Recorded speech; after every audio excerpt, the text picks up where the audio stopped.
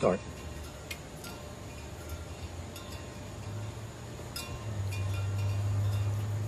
Shortly after I explained the power and authority of a federal grand jury, Jeanine Pirro asked for indictments from federal grand juries in D.C. Her demands were refused 12 times, something that is totally unheard of. Now that the sleeping giant known as a federal grand jury has been awakened, now when they know the power, authority, and responsibility of their office, it is time for them to enforce the law and address the Trump crime organization. Federal grand juries and federal district court judges are the only ones who can save American democracy without violence. To accomplish the preservation of democracy, 5 Supreme Court justices must be indicted. Allow me to explain. In deciding the case of Trump v. Anderson, 5 justices conceded that Trump engaged in insurrection on January 6. Nearly every adult American witnessed it. The Supreme Court of Colorado declared Trump an insurrectionist. Once an insurrectionist, always an insurrectionist. These 5 justices on page 10 of their decision said they knew about 18 U.S.C. 2383. That law mandates without exception that no one give aid or comfort to an insurrectionist. That prohibition applies to senators, congressmen, the president, and Supreme Court justices. After all, the authors of that law had just lived through the bloodshed and devastation caused by insurrectionists and their supporters. These 5 justices decided in Trump v. Anderson that Trump could remain on the ballot for president. That is an act of giving Trump aid and comfort.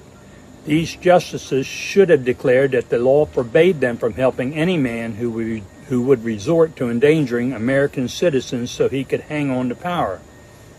They could have said that any son of a bitch who would cause the deaths of his followers and police officers dedicated to protecting our capital cannot avail himself of legal manipulations. For this action, they should be indicted. Shortly after issuing their decision in the Trump v. Anderson case, these same justices decided Trump v. U.S., wherein they abandoned the rule of law and granted Trump immunity for past and future violations of the law. We Americans elect our president to solve the problems of this country without resorting to lawlessness. So again, with full knowledge they had no authority to give aid or comfort to Trump, they granted that monster immunity for the commission of crimes and gave him permission to commit future crimes. They should be indicted for this conduct. These justices continue to assist Trump in cementing his dictatorship by issuing over 16 rulings in what is known as a shadow docket. These rulings in Trump's favor all change existing law. This conduct should merit indictment.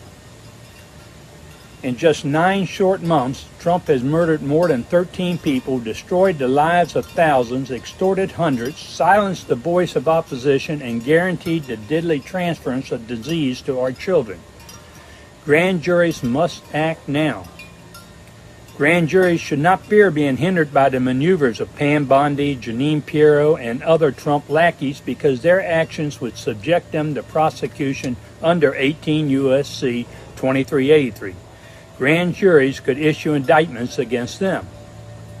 The rank and file of the military and Justice Department are still loyal to the Constitution. They will still obey a court order. They will still honor a grand jury indictment.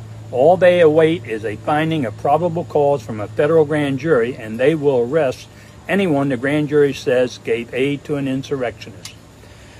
I have been practicing law for more than 45 years. Though I can read a law book and explain a legal theory, I am not experienced at getting my message across on social media. But now lives are at stake. Our democracy is threatened. Now is the time for grand jurors and district court judges to take the lead. But now is also the time for all concerned Americans to see that this message goes viral.